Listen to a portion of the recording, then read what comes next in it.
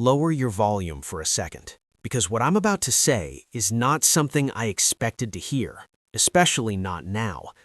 I just got off the phone with someone who does not normally speak to people like me, someone who doesn't speculate, someone who sits close enough to the machinery that when they move, markets feel it weeks later.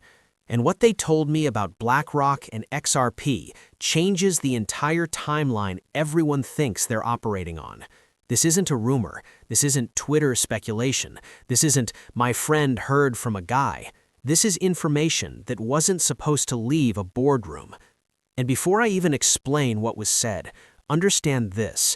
The XRP ETF is not a future event. It is an active process.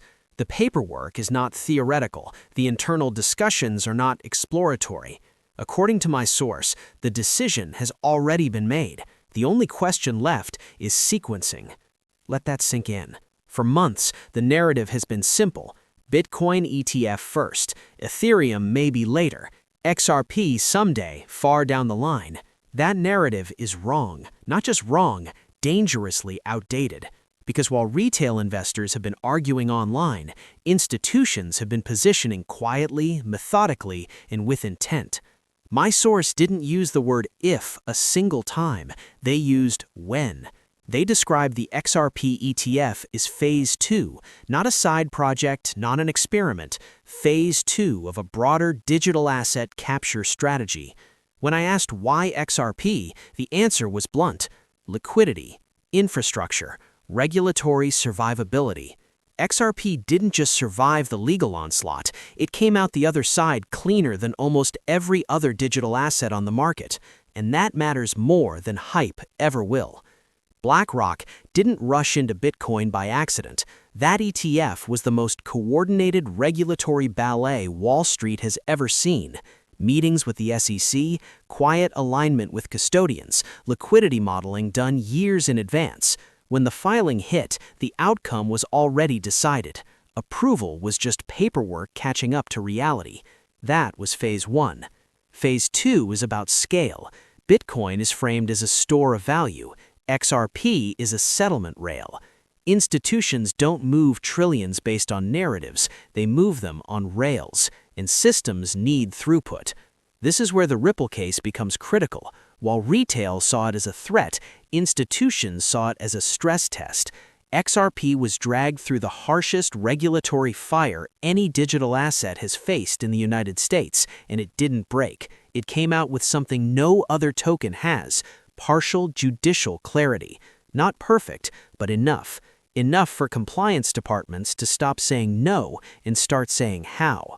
According to my source, BlackRock has been running XRP liquidity simulations internally for months, not publicly, not in filings.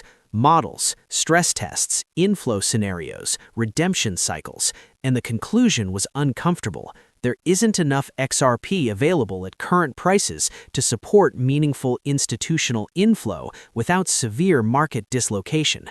That's not opinion, that's math. The filing window being discussed is not years away, it's measured in quarters. Late Q4, approval modeled for early Q1 of the following year. Not someday, soon. And here's the part nobody talks about. ETF approval isn't the catalyst, accumulation is. By the time a filing becomes public, positioning is already underway. This is exactly what happened with Bitcoin. The move came before approval, while disbelief was still high. Approval just validated what already happened. If even a fraction of Bitcoin ETF inflows rotate into XRP, the impact isn't linear. XRP's supply is smaller, its velocity is different, its use case overlaps with institutional settlement. This isn't a pump, it's a reset.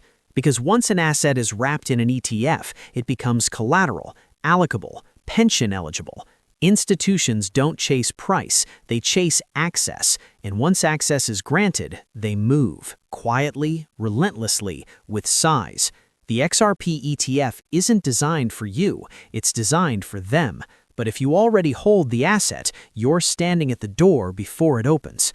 Markets are calm before structural events, not after. So ask yourself this: when the filing hits, will you be surprised or will you realize it was obvious in hindsight? because by the time everyone agrees this was inevitable, the opportunity will already be gone. This isn't financial advice, it's pattern recognition, and patterns don't lie. Stay sharp, stay skeptical, but don't stay asleep. Because if my source is right, the clock is already ticking.